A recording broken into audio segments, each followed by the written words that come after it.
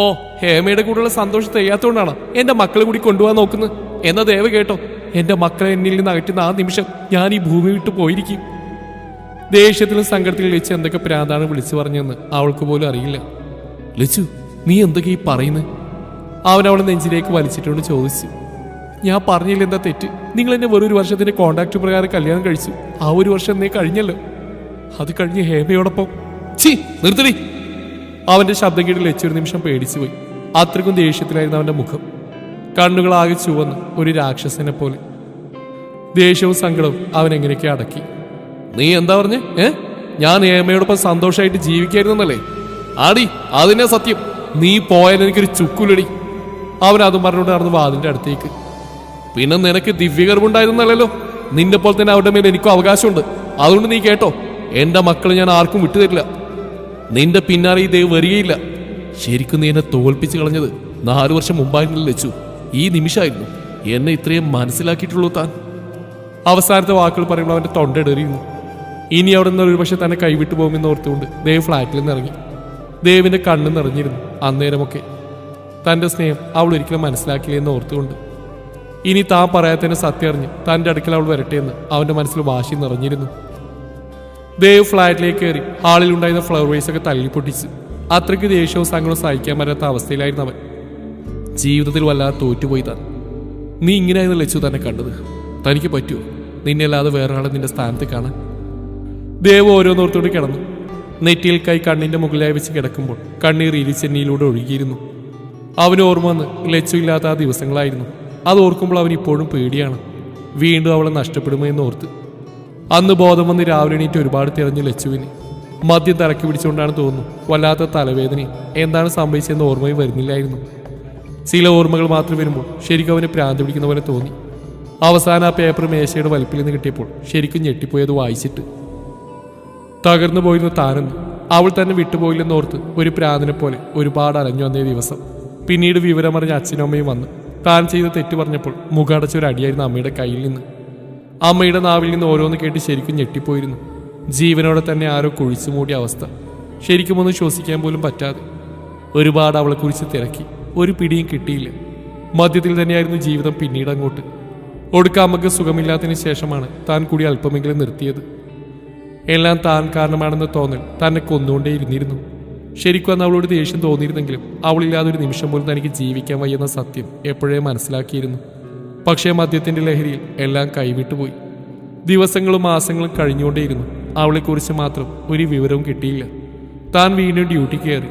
എന്നാലും പ്രതീക്ഷ കൈവിട്ടില്ല. അതിനിടയിൽ ഹേമയുടെ ഡിവോഴ്സൊക്കെ കഴിഞ്ഞിരുന്നു. അവൾക്ക് വേണ്ടി അവളെ മനസ്സിലാക്കുന്ന ഒരു ജീവിത പങ്കാളിയെ വീണ്ടും വീട്ടുകാർ കണ്ടുപിടിച്ചു കൊടുത്തു. അവൾ ഹാപ്പി ആയിരുന്നു. ഒരു കാരണം ഒഴിച്ചാൽ അവൾ കാരണമാണ് തന്റെ ജീവിതം ഇങ്ങനെ ആയിത്തീർന്നതെന്ന് ഓർത്ത്. പിന്നീട് വീണ്ടും ആർക്കോ വേണ്ടിയുള്ള ജീവിതം. അച്ഛനും അമ്മയും തന്റെ മനസ്സ് കൈവിട്ടു പോകുമോ എന്ന് പേടിച്ചിരുന്നു. കാരണം അതുപോലെയായിരുന്നു താൻ. അവളുടെ ഓർമ്മകളിൽ മാത്രം ഒരു ജീവിതം. കൈവിട്ടു പോകുമ്പോഴാണ് അതിന്റെ വിലറിയുന്നതെന്ന് അന്നേരമാണ് തനിക്ക് ശരിക്കും മനസ്സിലായത്.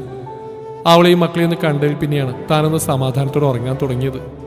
ദേവ് ഓരോന്ന് ആലോചിക്കുമ്പോഴാണ് ബെല്ലടിക്കുന്നത് കേട്ടത്. അവൻ മുഖമൊക്കെ തുടച്ച് വേഗം കഥക് തുറക്കാൻ പോയി. ഹാളിലൂടെ നോക്കുമ്പോൾ കണ്ടു കഥക് തുറക്കാൻ കാത്തിരിക്കുന്ന മക്കള്. അവനൊന്നുകൂടി മുഖം തുടച്ചുകൊണ്ട് വാതിൽ തുറന്നു. ഓ, ഈ അച്ഛനെ കൊണ്ട് എത്ര നേരമായിട്ട് ബെല്ലടിക്കുന്നു? അല്ലു, മനുഷ്യന്റെ കാല് പോയി. എത്ര നേരം കൊണ്ടാ നിൽക്കുന്ന പുറത്ത്? അതും പറഞ്ഞുകൊണ്ട് രണ്ടുപേരും അകത്തേക്ക് കാണാൻ സോഫയിലേക്ക് കയറി. അവർ രണ്ടുപേരുടെയും സംസാരം കേട്ടപ്പോൾ അവൻ ആ വേദനയിലും പുഞ്ചിരി വന്നുപോയി. അവരെ കണ്ടപ്പോൾ തന്നെ മനസ്സിന് കിട്ടുന്ന ആശ്വാസം അവനൊന്ന് ഉഷാറാക്കി. എന്റെ പൊന്നു മാഡം, ക്ഷമിക്കണം, അടയും വാതിൽ തുറക്കൽപ്പം വൈകിപ്പോയി. അവൻ തൊഴുതുകൊണ്ട് പറഞ്ഞു കേട്ട് അവർ രണ്ടുപേരും വായുപതി ചിരിച്ചു. അച്ഛന്റെ പഞ്ചാര മണികൾക്ക് എന്താ ഇത്ര ചിരി? അവൻ രണ്ടുപേരെ എടുത്ത് മടിയിലിരുത്തി. അച്ഛൻ കരഞ്ഞോ? ഏയ് ഇല്ലാലോ. കണ്ണൊക്കെ ചുവന്നിട്ടുണ്ടല്ലോ. അപ്പോ അതോ ഒരു മുളക് അടിച്ചാടി, അപ്പൊ കണ്ണൊക്കെ ചുവന്നു. അയ്യേ, അച്ഛന് മുളകെടുത്ത് കഴിക്കാൻ അറിയില്ലേ? അമ്മ മുളകൊക്കെ എടുത്തരും ഭക്ഷണത്തിന്ന്. അന്നേരം അവൻ വെച്ച് എന്ത് ചെയ്യുമെന്ന് ഓർത്തു. അമ്മ എന്ത് ചെയ്യുക? അമ്മക്ക് തലവേദനയാണ് പോലും, അതുകൊണ്ട് അമ്മ കിടക്കുക. ഇവിടെ ഇരിക്കുക, അച്ഛൻ ചോക്ലേറ്റ് ഇടുന്നുണ്ട് രാമേ എന്ന് പറഞ്ഞ് അവൻ അകത്തേക്ക് നടന്നു. ലച്ചു ആണെങ്കിൽ ചെയ്തൊക്കെ നന്നായി എന്ന് ചിന്തിച്ചിരിക്കുകയാണ്. കാരണം ഇങ്ങനെയെങ്കിലും അവൻ തന്നിൽ നിന്ന് ഒഴിഞ്ഞു മാറുമെന്ന് അവൾ ഓർത്തു. അങ്ങനെ 2 ദിവസം കഴിഞ്ഞുപോയി. ഈ ദിവസങ്ങളൊക്കെ ദേവ് ലച്ചു ഇല്ലാത്ത സമയത്ത് മക്കളെ കണ്ടുപോകും. അവനെ കാണാതെ അവൾക്ക് വിഷമം വന്നെങ്കിലും അത് തുറന്നു കാട്ടിയില്ല. ദേവാണെങ്കിൽ അവഗണനയുടെ അങ്ങേ അറ്റമാണ്. അവൾക്ക് വാശിയാണെങ്കിൽ എനിക്കും വാശി എന്നാണ് പുള്ളി. അരുൺ എന്താ പ്രശ്നമെന്ന് ചോദിച്ചെങ്കിലും ദേവൊന്നും വിട്ടു പറഞ്ഞില്ല. ബസ്സിൽ പോകുമ്പോഴാണ് ലച്ചു ആ കാഴ്ചയുണ്ട്. വയ്യാത്ത കൊണ്ട് തന്നെ അവൾ ഉച്ചയ്ക്ക് ശേഷമാണ് ക്ലാസ്സിലേക്ക് പോകാമെന്ന് വെച്ച്. അവൾ തന്നെയല്ലെന്ന് ഉറപ്പിക്കാൻ വേണ്ടി അവൾ വീണ്ടും നോക്കി. അതെ, അത് ഹേമ തന്നെയാണ് ലച്ചു ഓർത്തു. പക്ഷേ കൂടെ കൈപ്പിടിച്ച് കാറിൽ കയറ്റിയ ആള് ആരാണെന്ന് മാത്രം അവൾക്ക് പിടികിട്ടിയില്ല. ഇനി താൻ അറിയാതെ വല്ലതും ഉണ്ടോ എന്നോർത്ത് അവളുടെ മനസ്സാകെ തുടിക്കാൻ തുടങ്ങി. ഇനിയൊരു പക്ഷേ ദേവ്. അവളുടെ തലയിൽ ചിന്തകൾ കുമിഞ്ഞുകൂടി. വല്ലാത്ത അസ്വസ്ഥത തോന്നി അവൾക്ക്. കഴിഞ്ഞ കുറച്ച് ദിവസമായിട്ട് ഇങ്ങനെയാണ് മനസ്സ്. അത് ചിലപ്പോൾ ദേവയെ കാണാത്തോണ്ടാവുമെന്നോർത്ത് അവൾ കാര്യമാക്കിയില്ല. തലവേദന അതിൻ്റെ ഉന്മാദാവസ്ഥയിൽ എത്തിയതും അവൾ പിള്ളേർക്ക് നോട്ട്സ് കൊടുത്ത് അവളുടെ ഡെസ്കിൽ തന്നെ കിടന്നു. എല്ലാവരുടെയും പ്രിയപ്പെട്ട മിസ്സായതുകൊണ്ടാവും ആരും ശബ്ദമുണ്ടാക്കി അവൾ ബുദ്ധിമുട്ടിച്ചില്ല. ഒട്ടും വയ്യാത്തതുകൊണ്ട് മക്കളെയും കൂട്ടി ഇറങ്ങാമെന്ന് വിചാരിച്ച് ക്ലാസ്സിൽ നിന്നിറങ്ങി നേരെ അവൾ ഓഫീസ് റൂമിൽ പോയി പ്രിൻസിപ്പളിനോട് കാര്യം പറഞ്ഞ് ബാഗ് കൊടുത്തുകൊണ്ട് ഇറങ്ങി. അങ്ങോട്ട് നടക്കുമ്പോൾ തന്നെ കണ്ടിരുന്നു നഴ്സറി സ്കൂൾ വിട്ടു എന്ന്. മക്കൾ പോവാറുള്ള വാനിൽ പോയി നോക്കുമ്പോൾ രണ്ടുപേരും അതിലില്ല. അവർ കയറാൻ തുടങ്ങുന്നവളെന്ന് ഓർത്തുകൊണ്ട് ലച്ചു നേരെ അവരുടെ ക്ലാസ്സിലേക്ക് വിട്ടു. അവിടെ നിന്ന് കൊണ്ടുപോകാനെന്ന് ഓർത്തുകൊണ്ട് പോകുന്ന വഴിക്ക് അല്ലുവിൻ്റെ അതിയുടെ അമ്മയെന്ന പരിചയത്തിൽ എല്ലാവരും ചിരിക്കുന്നുണ്ട്. അവളും തിരിച്ച് പുഞ്ചിരിച്ചുകൊണ്ട് നടക്കുമ്പോഴാണ് ക്ലാസ് കൂട്ടി ഇറങ്ങി വരുന്ന അവരുടെ മിസ്സിനെ കാണുന്നത്. മിസ്സേ, ആ എന്താ ലക്ഷ്മി മിസ്സേ? മക്കള് ആ ഒരു വാൻ്റെ അടുത്തേക്ക് പോകുന്നുണ്ടല്ലോ. ഏയ് ഇല്ല, ഞാൻ അവിടെ നിന്ന് വരുന്നത്. എന്നിട്ട് അവരെവിടെ? അപ്പോഴേക്കും ടെൻഷൻകാരൻ ലച്ചു വല്ലാത്ത അവസ്ഥയിലെത്തിയിരുന്നു. മിസ് പേടിക്കണ്ട, ബാത്റൂമിലെല്ലാം പോയി കാണും, ഞാൻ നോക്കാം. മിസ് അങ്ങോട്ടേക്ക് നോക്ക്. അപ്പോഴേക്കും KG സെക്ഷനിലെ മിസ്സുമാരും ആയമാരും അവിടേക്ക് നോക്കി. പക്ഷെ അവർ രണ്ടുപേരും മാത്രമില്ല. കുട്ടികളാരും അവരെവിടെ പോയി എന്ന് കണ്ടതുമില്ല. അപ്പോഴേക്കും ലച്ചുവാകെ കരഞ്ഞ് തളർന്നിരുന്നു. സ്കൂൾ മൊത്തം വാർത്ത അറിഞ്ഞു. അവർക്ക് കോമ്പൗണ്ട് മുഴുവൻ തിരഞ്ഞാലും കണ്ടിട്ടില്ല. രശ്മി ചേച്ചിയും സൂര്യചേട്ടനും വാർത്ത കേട്ടുകൊണ്ട് അവിടെ എത്തിയിരുന്നു. കാരണം സൂരജിന് അനുജൻ അവിടെ മാഷാണ്. ചേച്ചി, എൻ്റെ മക്കള് എന്ന് പറഞ്ഞ് അവൾ ഹൃദയം പൊട്ടി കരയുകയാണ്. രശ്മിയുടെ നെഞ്ചിൽ വീണ്. നമുക്ക് പോലീസിൽ അറിയിച്ചാലോ? ഇനി വൈകിക്കണ്ട, നാഥൻ പറഞ്ഞു. ദേവക്ക് വിളിക്കാം. ലച്ചു എന്തോ ബോധം വന്ന പോലെ പറഞ്ഞ് അവളുടെ ഫോണിൽ അവൻ ഡയൽ ചെയ്തു. എൻ്റെ പൊന്നബി, അവൾ സങ്കടത്തിൽ എന്തെങ്കിലും പറഞ്ഞെന്ന് വെച്ച് നീ ഇങ്ങനെ വാശി കാണിക്കണം? അരുൺ അവനോട് ചോദിച്ചു. എന്നാൽ അവൾക്ക് എങ്ങനെ തോന്നി അങ്ങനെയൊക്കെ ചിന്തിക്കാൻ? മറ്റുള്ളവരുടെ സന്തോഷത്തിന് വേണ്ടി ഇങ്ങനെ ജീവിതം ത്യജിക്കുന്ന ഒരു മണ്ടി. അവൾ ആരാണെന്ന വിചാരം? കുറച്ച് പഠിക്കട്ടെ. അപ്പം തന്നെ വകതിരി വന്നോളൂ. അങ്ങോട്ട് ചെന്ന് കാര്യങ്ങൾ ശരിയാക്കിയ വീണ്ടും ജീവിതം കൊണ്ട് കളയും പെണ്ണ്.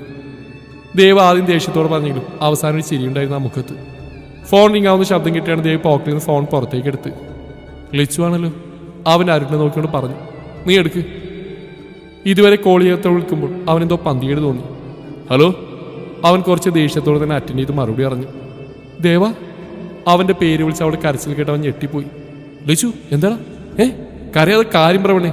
നീ എവിടെയുള്ളു? അവറ, ഞാനങ്ങോട്ട് വരാം. അവൻ ധൃതിയിൽ അരുണിനോട് വണ്ടി എടുക്കാൻ പറഞ്ഞുകൊണ്ട് ജീപ്പിൽ കയറി. നമ്മുടെ മക്കള് എന്ന് പറഞ്ഞ് അവൾ പൊട്ടിക്കരഞ്ഞു പോയി. അവൻ ഞെട്ടിപ്പോയി. മക്കൾക്ക് എന്തു പറ്റിയെന്ന് ഓർത്ത്. ടെൻഷൻ കാരണം അവൻ്റെ നാവ് പോലും പൊങ്ങാത്ത അവസ്ഥയായിരുന്നു. ഹലോ അബി സാറേ, ഞാൻ സൂരജ. അയാൾ വേഗം ഫോൺ അവളുടെ കയ്യിൽ നിന്ന് വാങ്ങിക്കൊണ്ട് സംസാരിക്കാൻ തുടങ്ങി. സൂരജേട്ടാ, മക്കൾക്ക് എന്തു പറ്റി? അവനൊരു അച്ഛൻ്റെ വേവലാതിയോട് ചോദിച്ചു. അയാൾ കാര്യങ്ങൾ വിശദീകരിച്ച്. ദേവ് വേഗം സ്കൂളിൽ എത്തിച്ചേരാമെന്ന് പറഞ്ഞ് ഫോൺ വെച്ച്. അപ്പോൾ തന്നെ അരുൺ കൊച്ചിയുടെ എല്ലാ സ്റ്റേഷനിലും ട്രാഫിക്കിലും മെസ്സേജ് പാസ്സായി കഴിഞ്ഞിരുന്നു. ടെൻഷനാവില്ലേ? ഒന്നും പറ്റില്ല മക്കൾക്ക്, നമ്മൾ കണ്ടുപിടിക്കും. ദേവിൻ്റെ കണ്ണൊക്കെ നിറഞ്ഞിട്ടുണ്ട്. അരുണിന് സങ്കടം തോന്നി. കാരണം അത്രയ്ക്കും വാത്സല്യത്തോടെയാണ് രണ്ടുപേരുടെയും സംസാരം. ആരും കൊതിച്ചു പോകുന്ന മക്കൾ. ദൈവം എന്തിനാണ് എന്നെ ഇങ്ങനെ പരീക്ഷിക്കുന്നത്? മടുത്തു എനിക്ക്. ആദ്യം ലച്ചു, ദാ ഇപ്പം എൻ്റെ മക്കള്. നീ ഇങ്ങനെ തളരില്ലേ? നീ തളർന്ന ലച്ചുവിനെ ആരെ ആശ്വസിപ്പിക്കാൻ? നീ നോക്ക്, ഇത്രയും കാലം അവളോടൊപ്പം ഉണ്ടായ മക്കളെ കാണാതെ ആയത്. അതാ അമ്മ മനസ്സിന് താങ്ങാവുന്നതിനപ്പുറം. അതുകൊണ്ട് നീ ഒന്ന് ഓക്കെയാവാൻ നോക്ക്. എനിക്കറിയടാ, ഞാൻ എൻ്റെ മക്കളെ എവിടെയാണെന്ന് കണ്ടുപിടിച്ചിരിക്കും. അവൻ അതും പറഞ്ഞുകൊണ്ട് കൺട്രോൾ റൂമിൽ വിളിച്ച് എല്ലാ ചെക്ക് പോസ്റ്റും റെയിൽവേ സ്റ്റേഷനും പൂട്ടിക്കിടന്ന ഗോഡൗണൊക്കെ ചെക്ക് ചെയ്യാൻ ഏൽപ്പിച്ചു. ദേവ് വണ്ടിയിൽ നിന്ന് ഇറങ്ങി ഓടുകയായിരുന്നു തന്നെ പറയാം ലച്ചുവിൻ്റെ അടുത്തേക്ക്. ലച്ചു അവന് വിളിച്ചതും അവൾ കരഞ്ഞുകൊണ്ട് ഓടി വന്ന് അവൻ്റെ നെഞ്ചത്തേക്ക് വീണിരുന്നു. പുറകെ വന്ന അരുൺ ലച്ചുവാണ് അവൻ്റെ ഭാര്യ നോർത്ത് ഞെട്ടിപ്പോയി. അരുൺ അറിയിച്ച പ്രകാരം അവരുടെ പിന്നിൽ പോലീസ് ജീപ്പ് കൂടി വന്നിരുന്നു. ലച്ചു ഇങ്ങോട്ട് നോക്ക്, കരയല്ലേ, ഞാൻ പറയട്ടെ. നെഞ്ചിൽ നിന്ന് ശക്തമായി പൊക്കിക്കൊണ്ട് അവളുടെ മുഖം പിടിച്ചുകൊണ്ട് ദേവ് പറഞ്ഞു. ലച്ചു ലിസൺ, കരയല്ലേ. ഇതാ നിന്നെ കരയിപ്പിച്ചെന്നറിഞ്ഞാൽ മക്കളെന്നെ പഞ്ഞിക്കിടുവേ. അവനവളെ ആശ്വസിപ്പിക്കാൻ ഒരു ചിരിയോടെ പറഞ്ഞു. അന്നേരം ദേവിൻ്റെ കണ്ണ് നിറഞ്ഞിട്ടുണ്ടായിരുന്നു. ദേവ, മക്കൾ?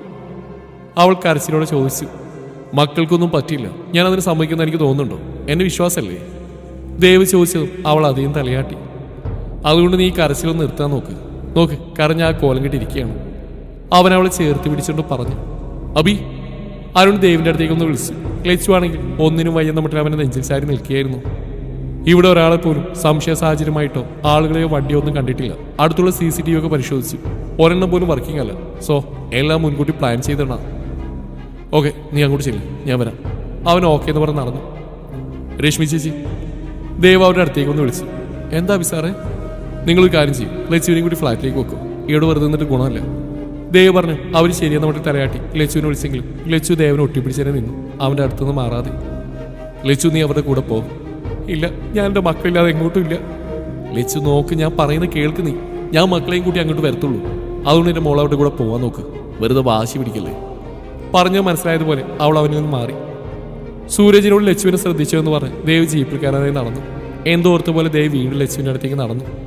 അവൻ അവളെ നെഞ്ചോരം ചേർത്ത് നെറ്റിയിൽ അമർത്തി ചുംബിച്ചു. അതവൾക്ക് എന്തോ ആശ്വാസം പോലെ തോന്നിയുകൊണ്ട് കണ്ണടച്ച് സ്വീകരിച്ചു. മക്കൾക്കൊന്നും പറ്റാൻ ഞാൻ സമ്മതിക്കില്ല. അവരെ ഞാൻ തിരിച്ചു കൊണ്ടുവരും. അവളോട് അവൻ മെല്ലെ പറഞ്ഞു. സൂക്ഷിക്കണം, ലച്ചു അവനോടായി പറഞ്ഞു. ഇതിനകം തന്നെ വാർത്ത അറിഞ്ഞ് ഫാവു ഐഷുവൊക്കെ അങ്ങോട്ടെത്തി. കൊച്ചി കമ്മീഷണറുടെ മക്കളായതുകൊണ്ട് തന്നെ വാർത്ത തീവേഗം പോലെ പടർന്നു. അബി, ഇത് കുടിച്ചേ നീ ഒന്ന്. തറക്കൈ കൊടുത്തിരിക്കുന്ന ദേവന് വിളിച്ചുകൊണ്ട് അരുൺ ഒരു ബോട്ടിൽ വെള്ളം കൊടുത്തു. എനിക്ക് വേണ്ടടാ. മര്യാദ കുടിച്ചേ, കുടി. അവനിട്ട് ജീവനില്ല, നടക്കാൻ പോലും വയ്യ, എന്നിട്ട് വെള്ളം പോലും കുടിക്കുന്നില്ല.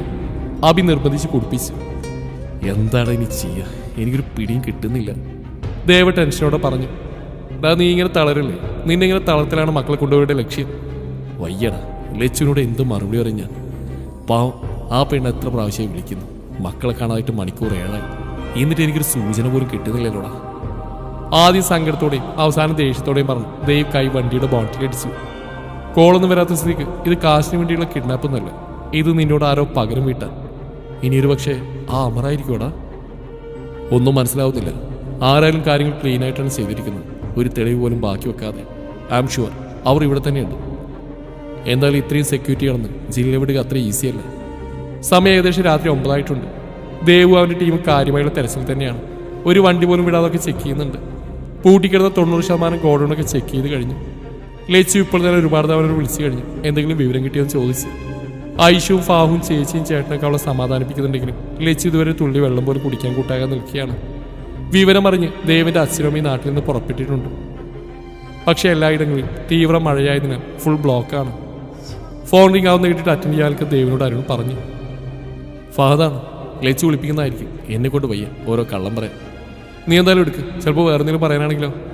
അരുൺ നിർബന്ധിച്ചു. ദേവ് അറ്റൻഡ് ചെയ്തു. ഹലോ ഹലോ ഹലോ അബി, ലച്ചുവിനെ കാണുന്നില്ല ഇവിടെ നിന്നും. ഫാവു ടെൻഷനോടെ പറഞ്ഞു. ഈ വാർത്ത കേട്ട് ദേവ് ഞെട്ടിപ്പോയി. കാണാനില്ലെന്നോ? അവൾ എവിടെ പോകാൻ? നീ അവിടേക്ക് നോക്കിയോ? ഞങ്ങൾ ഫ്ലാറ്റ് വന്ന് നോക്കിയടാ, പക്ഷെ അവൾ ഇവിടെ എവിടെയില്ലടാ. ദേവിന്റെ നെഞ്ചത്തേക്ക് ഒന്നിനു പിറകെ ഒന്നായി ആണിയടിക്കുന്ന പോലെ തോന്നി.